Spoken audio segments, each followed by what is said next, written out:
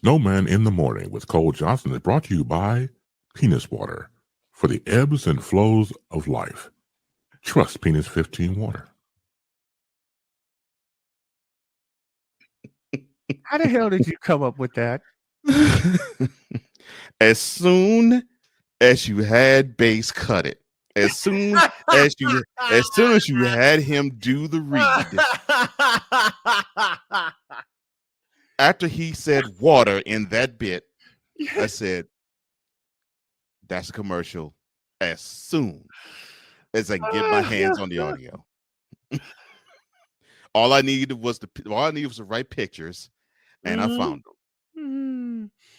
Oh man, support the show on Patreon, patreon.com/SIT morning, and pick up the podcast wherever your podcasts are available. Along with Cole Johnson, I'm the Snowman, and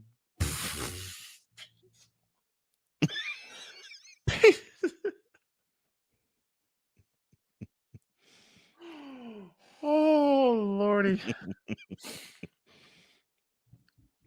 Penis water. Yeah. Penis 15 water for the ebbs and flows of life. Oh, such a tag team effort. Yes.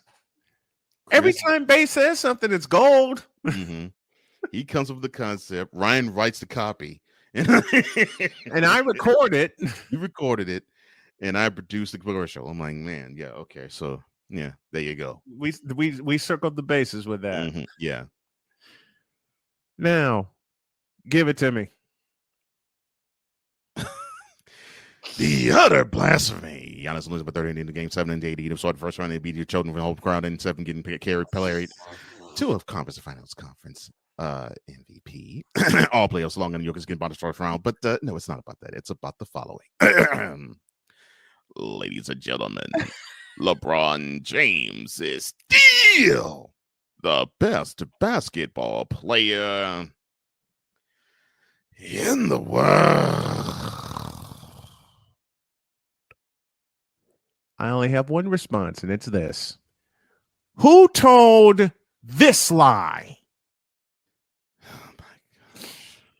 But I will save the rest of it for Wednesday because I can hear whys in my head right now. I can hear whys in my. Oh, the penis one of hot dogs are sold out in all in ATL. That's hilarious, Lavaris. Lavaris, you have no sense whatsoever.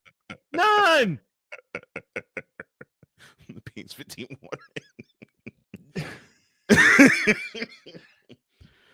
Oh look, my God. look, Aunt Tricia, I put forth something that I thought would sort of calm us all down, and then baloney.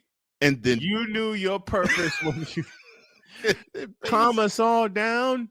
Don't you ever lie to me like that again. The base after I did the technical difficulties one, he covered with penis water 15.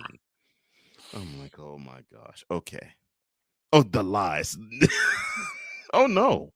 Oh no. She knows. No. Oh no, there were no lies. No lies told. And you can't tell that lie with that smile and that laugh. I did not. I told you if I ever have an opportunity to say that to you, I'm gonna say it to you like I say it to my children. Oh Lord. Oh, no lies told. And yet his grin is from here to Houston, Texas. Oh Lord, and then his video. Stop the lies. Stop the cap. Stop the cap. Stop the lies. Stop the lies. Stop the lies, bro. Stop the cap. Matter of fact, do this the right way. Stop the cap. Oh, stop the cap. Stop the lies. Stop the cap. Stop the cap, bro. Stop the cap. I mean, you didn't hear anything else. But clear as a bell, you hear why I say, stop the lies. Stop the cap. And that's what you going, wait a minute, and Bass going, nope.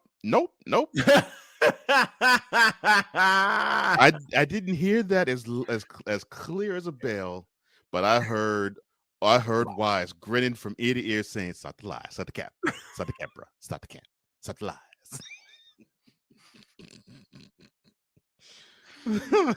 Oh Lord. Oh, Lord. This just in. Club Shay Shay has signed a 6-year, $15 million partnership deal with Penis 15 Water.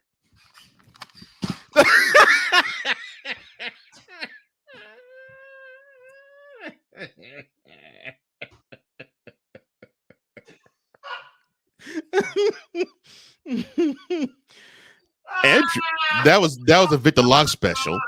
Andrew says that's a perfect sponsor for Club Shay Shay. Can LeVar- I get the technical difficulties commercial, please? Oh yes, I think it is time that we do unveil that again because yeah.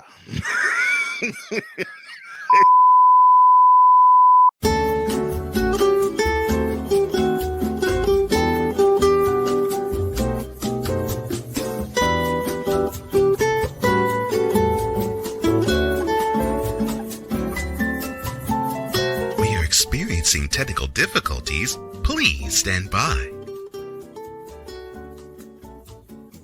The host needs to collect himself for a moment or two. Please stand by. The host simply can't believe how people can be such dolts and idiots. Please stand by. We now return you to your regularly scheduled programming, already in progress.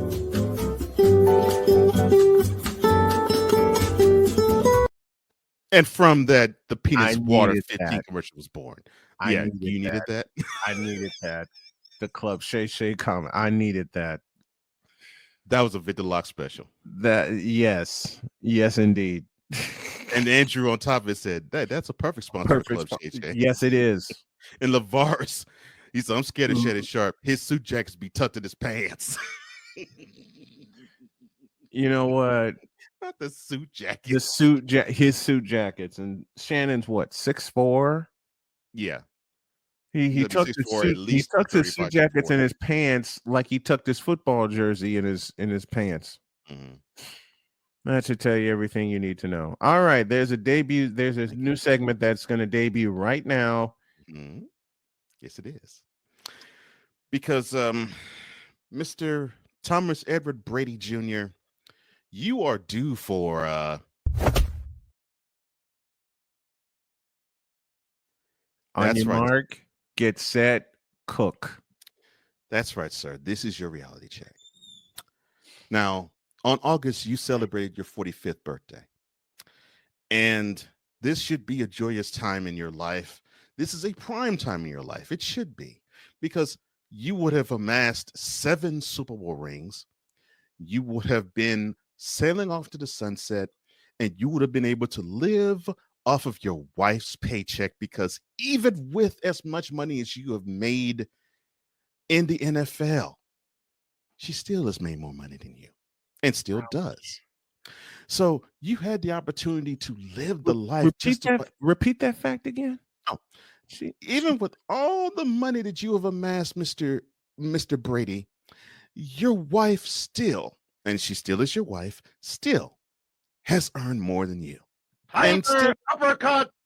And still has earned more than you. So you had no reason, no rationale, and no excuse to even want to set foot on an NFL field, because here's where the reality check comes into play. Now, I'm sure you said, sir, to your wife that, yeah, about a certain time, I will call it quits and we can do what we plan to do for the rest of our lives. I'll spend time with the children. I'll spend time with you. And you wouldn't have to worry ever again about me being hit on the turf, getting injured. That wouldn't be a concern. But you thought differently, didn't you, Mr. Brady? Because I think you were about 41 when you said this. You uttered, quote, "I will quit and retire when I suck," close quote. Well, sir, sometimes you have to find another reason and another avenue as to when to retire. And not when you suck is one of them. It has to be when you want to spend time with the most precious people in your life. Now it looked really cute 2 years ago when in your first year as a Buck, you got a chance to shove it in your former head coach's face in Bill Belichick, because everybody was saying that yeah, Tom was good for Bill, Bill was good for Tom, but Bill influenced Tom more than the other way around. You wanted to show everybody that it wasn't him, that it was you. And you got a chance to do it. And not only did you get a chance to do it, in your run to that Super Bowl ring, you beat a Taylor Heineke-led Washington club. Then you retired Drew Brees, and after which you play football, you throw the football around with his children. Then the next week, you and I hate to say it this way, but I will say it in this way. You thankfully took out Mr. Ihoshka at his own pad. And you did that, and you went and you hugged your boys. And you cradled your girl. And it looked all wonderful. And then 2 weeks later, you went back to Tampa. You win the Super Bowl for the 7th time in your career, and you get the hug and the kiss from Giselle, and you get the accolades, and the attaboys and the hugs from all of your family members. Probably even your father gave you a kiss. Who knows? In that regard, who cares? But what I'm saying a reality check is necessary for you to actually get is this. You promised your wife that after last year, you would hang it up. No matter if you won the Super Bowl or not, you'd call it quits. You had the golden opportunity to ride out on the sunset. Because even if you were to have lost in the playoffs, you still were 1 year removed from winning your 7th Super Bowl. But you had to be greedy, right? It took you 5 weeks. Not even a full off season, 5 weeks of honey-do lists, of the children getting on your last nerve, of you looking so out of place, it's not even funny, for you to say, you know what? I'd rather have a 300-pound defensive lineman breathe down my neck than to fetch for my wife's laundry at the dry cleaner. And because of that, Giselle said, sucker, bye. Because she realizes that you love football more than you love her. So kudos, sir. I'm glad that you love something more than Giselle. Unfortunately, Giselle realizes that. And now you have finalized divorce papers. And oh, by the way, the fact that you can't really bond with your team because you felt as though football hasn't really let go of you just yet. You're making your team look horrible because they're now at a 3-5 start. And all because you missed a week and a half of preseason, and you play and you get one less day a week of practice. One set of rules for you, another set of rules for the other 52 players on the team. Now, do you think a championship ball club can be had with that type of setting? I don't think so. Hell nope. And more importantly, you know it doesn't happen. But this is what you wanted. This is what you got. And now you will have a football team that doesn't like you, a wife that can't stand you. And I pray to God this does not happen to you, but I think you're on your road of having it happen. Just like with your baby mama, Bridget Monahan, with the daughter that you had with her, or the son, I'm sorry, that you had with her. Your children might not like you either. So, for you being the greatest quarterback of all time in NFL history, Lies. you now have to show for it absolutely bupkis. You can throw all the rings on your fingers all you want. But the wife and the children mean much more than any one of those rings, let alone all 7. So be happy being the god to every one of these fans that really don't matter to you. Lies. What you are is a dog to the one person that you could not keep your promise to. Stupid. Even though you have entertained me by shoving it in my boss's face because she can't stand you, and I told her as soon as retirement was on the table for you, I said he's not going to retire. And sure as heck, whenever you came back, she uttered a whole lot of obscenities that I can't say here. But that pretty much was her language toward all of us for about an hour. That she found that you were not retiring, or that you were unretiring. Well, I'm glad that you unretired. Unfortunately, though, when you do retire, and then you go to be this glorified color man for the next 10 years for Fox, I hope that gives you comfort, because I guarantee you that comfort would be mighty cold.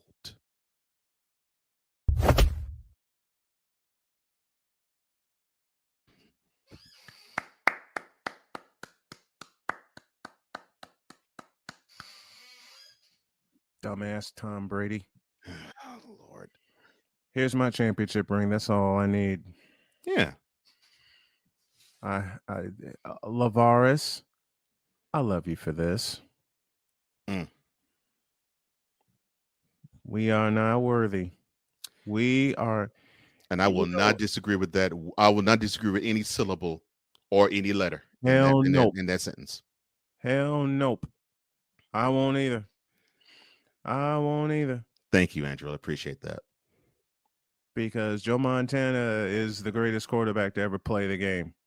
Now, this is nothing against those who preceded him, but I got into football in 1981. Mm-hmm. And in 1981, I got introduced to Joe Montana. Well, we all pretty much did. Now, Tom Brady, since you can't erase 3 Super Bowl losses, let me show you what a Super Bowl walk-off win is. And it's this. Weiss has just set a Super Bowl record with 12 catches. He's in motion. Montana, touchdown, John Taylor. Let me answer a question for Dietz. So the Bucs failures are Tom Brady's fault. Do stats matter? According to these Tom sexuals, yes. The Bucs failures are not all his fault, but it's plenty of it is, though. Yep. He gets the finger. He gets the finger pointed at who cares? Leads the league in passing yards. What is his team's record? Since y'all want to do that for Montana, since y'all want to do that for MJ, since y'all want to do that for every other great player. Okay. So all right. Mr. Dietz, I'll put it to you this way. 9 touchdowns and 1 interceptions. I see 3 wins and 5 losses. And who was the starting quarterback in all 8 of those games? Mr. Brady. And who practices 1 less day a week? Mr. Brady. Mr. Brady. And who missed valuable time in the preseason and making sure that everybody could be in lockstep, considering that there was going to be a couple of players that were not going to be on the team? That's Mr. Brady. So, yes, Todd Bowles deserves some blame, and some of the other players deserve some blame, but you darn tootin' number 12 deserves plenty of that blame too. And this is my partner's response to all of that. Tiger uppercut. Because he delivered a bunch of Tiger uppercut in the reality check.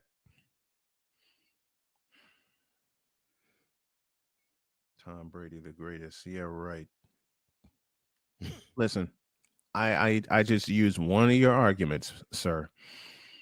Until you can erase 3 Super Bowl losses, shut up. Thank you. And I've been saying that. Erase those 3 L's in the Super Bowl, then I will call Tom Brady the best quarterback to ever play in the NFL. Since that won't ever happen, nope, I won't ever call him that. As far as I'm concerned, Montana gave me the best walk-off present in a Super Bowl when he hit John Taylor for the game. And this is, and to me, Tom Brady is it's his football equivalent to Yo Kang. Because say that again, please. Tom Brady is the NFL equivalent to Yo Kang, because he will amass 100,000 yards passing in a career.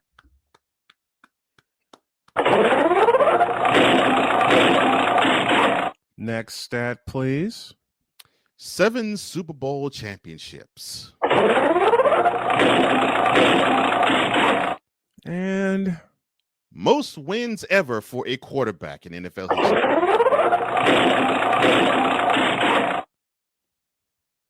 Oh, most playoff wins ever for a quarterback in NFL history. Look, I'm not saying that those aren't spectacular. Yeah, it is spectacular, but he does have 3 times where he came up short in the biggest game of the year. And there's a quarterback that never did. So Dietz is saying, you tripping. By saying how many underdog wins does Joe Montana have in the Super Bowl? That should tell you everything you need to know, because for Montana to be favored in every Super Bowl that he played basically says he's the best to ever do it in the game. Why does that even matter? This is a similar type of argument framed for when people do Jordan versus Yo Kang. And we hear that all the time. Jordan was favored in every final series because he was playing against milkmen and garbage men. Meanwhile, LeBron played against super team after super team after super team. You go to the game, you go there to win it. And if you win it, cool. If you lose it, oh well. Okay, I'm going to cook on a subject you asked me to cook on some time back. There was an argument floating out there that said MJ never defeated anybody in his prime. Let me think. Bitch, are you for real? Isaiah Lord Thomas III swept him in 91. Thomas's age at the time, 30. Only 3 weeks beyond. He celebrated his 30th birthday 3 weeks before. I know that because his birthday is near mine. Irvin Magic Johnson, the only rookie, not Jordan, not Yo Kang especially, to win finals MVP as a rookie. The age where he did that, 20. Mm-hmm. The year where he did that, 1980. Jordan beat him in 5 games in the World Championship Series. Magic Johnson's age at the time, 31. 31. Would have celebrated his 30. He would celebrate his 32nd birthday that August. Yeah. Let's see. Clyde the Glide Drexler, who many people said after Detroit beat them in the finals in 1990 that they would never get back. And in 1992, there were the Portland Trail Blazers. After a 6-game conquest of the Utah Jazz in the Western Conference Finals, MJ took care of him in 6 games, with the 6-game win being in Chicago Stadium. Drexler's age at the time, 30. Actually, 29. 29. Thank you. Yeah, he celebrated his 30th birthday right after the finals. Let's see. There's Sir Charles, who was elected the MVP for the 92-93 season. Jordan took him down in his prime in 6 games. Then there's 1996. Gary Payton and Sean Kemp were taken down before their prime. Or at the precipice. Yeah, or at the precipice of their prime, because Kemp was 27 and Payton was 28. 28. The only one he didn't take down in the midst of their prime was Karl Malone, and that's because Karl Malone was drafted the same year. Michael Jordan was drafted. Yeah. So screw the argument of Jordan never took anyone down in his prime, because he did. And then there was and then there was players he did not face in the finals that he took down in their prime. Like Mark Price and Brad Daugherty. Right. Multiple times. Mm-hmm. Like Patrick Ewing. Multiple times. Like Reginald Miller. A couple of times too. Mm-hmm. So bronsexuals, don't ever make the argument that Jordan never took anyone down in his prime, because he did. Beat the bad boys. He beat the bad boy. Jordan's Bulls beat the bad boys in the midst of their prime. Stupid. See, because Isaiah Thomas was 30. Joe Dumars was 28. Yeah, he was younger. Yeah. And people have this misnomer that when the Bulls beat the Pistons were old men. They were like what the bulk of the Showtime Lakers in age was besides Magic. Mm-hmm. And the Celtics were. They thought that the Pistons were, they're all in their mid to latter 30s. They were at the end. No, it was the fact that their play was punishing. The Pistons bad boy era play was punishing. It was so punishing that to them, they went to 5 straight conference finals at least. And that wore on them. But just going that long away on any team, that wore on them. And you had a team in the Bulls that were younger, they were hungrier, and they now had an understanding of how to beat them. What can you do to that? Let me think of something. James Buddha Edwards, who was in his 13th season out of Washington. Bill Laimbeer was in his 10th season out of Notre Dame, but they were both very seasoned. And besides, James Buddha Edwards started his career with the Phoenix Suns. Yep. Oh, and by the way, the last championship Buddha Edwards won? Who did he win it with? Was it the Bulls? Yep. Yes, I thought. 1997. Yeah. Oh boy. And Matt Gukas, Steve Kerr, reminiscent of John Paxson in 93. And John Paxson stupidly left this man. Stupid. Well, speaking of stupid, DJ Moore, you're next. Oh my gosh. After the break. This is Snowman in the Morning.